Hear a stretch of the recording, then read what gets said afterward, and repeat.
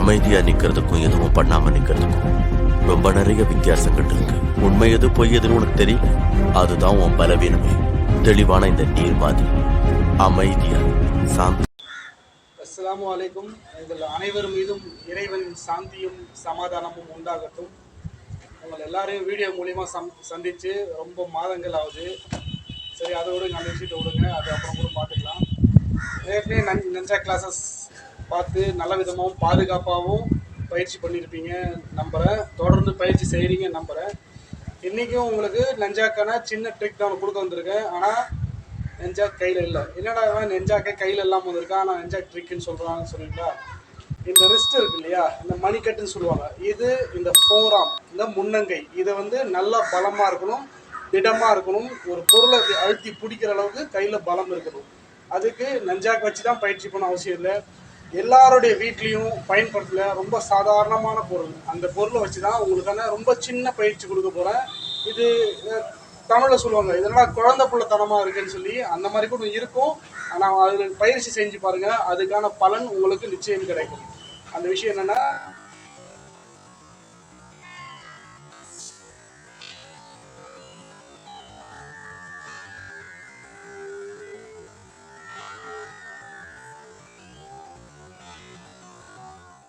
ஒரு பேங்கிள், ஒரு வளையல், இன்னொன்று ஒரு கோம், அதாவது சீப்பு.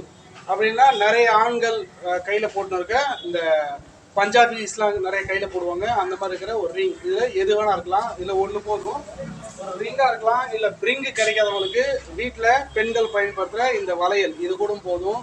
இந்த வளையல் வச்சு என்ன பண்ண போகிறோம்னா, ஒன்றுமே இல்லை, உங்கள் ஃபிங்கர்ஸில் இப்படி ஃபிங்கர்ஸ் கேப் விட்ட மாதிரி பிடிச்சிக்கோங்க. பிடிச்சிட்டு உங்கள் கையை இப்படி உங்கள் வயிறுக்கு நேரம் வச்சுட்டு ஃப்ரண்ட் பேக்னு இப்படி ஒரு 50 டைம்ஸ் ரொட்டேட் பண்ணுங்கள். அதே மாதிரி இந்த கையில் பிடிச்சிட்டு ஃப்ரண்ட் பேக்னு 50 டைம்ஸ் ரொட்டேட் பண்ணுங்கள்.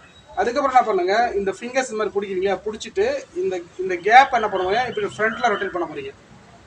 இந்த ரொட்டேஷன் ஒரு 200 டைம்ஸ் இப்போ நீங்கள் ஃப்ரண்ட்டில் ரொட்டேட் பண்ணணும். உங்களுக்கு தெளிவாக தெரியுதுன்னு நினைக்கிறேன். இந்த மாதிரி 200 டைம்ஸ் ரொட்டேட் பண்ணணும். அதே மாதிரி இப்படி பேக்கில் 200 டைம்ஸ் ரொட்டேட் பண்ணணும்.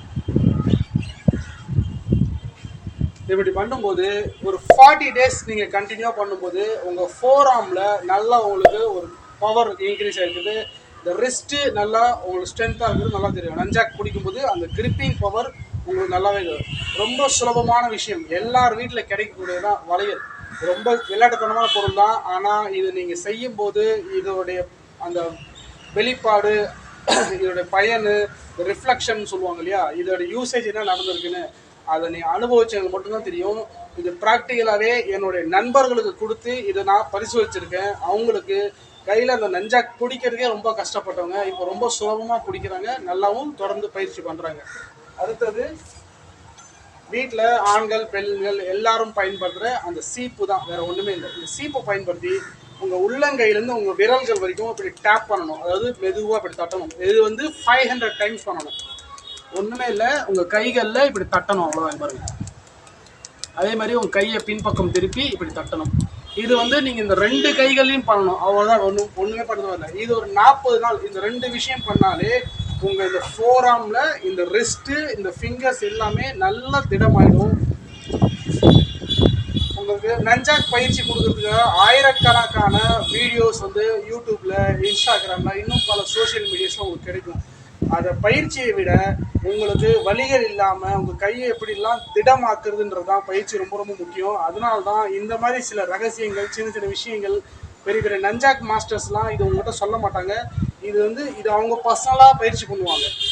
சில பேர் என்னடா இதெல்லாம் ஒரு விஷயமா சொல்லணுமா நினைக்கிறாங்க. அப்படி இல்லை, ஒரு நல்ல விஷயம் கற்றுக்கணும்னு நினைக்கிறவங்களுக்கு எவ்வளோ சுலபமான விஷயமா இருந்தாலும் அது வெளியே சொல்லணும், கஷ்டமாக இருந்தாலும் அந்த விஷயத்தை வெளியே சொல்லணும். தொடர்ந்து நீங்கள் பயிற்சி பண்ணுங்கள்.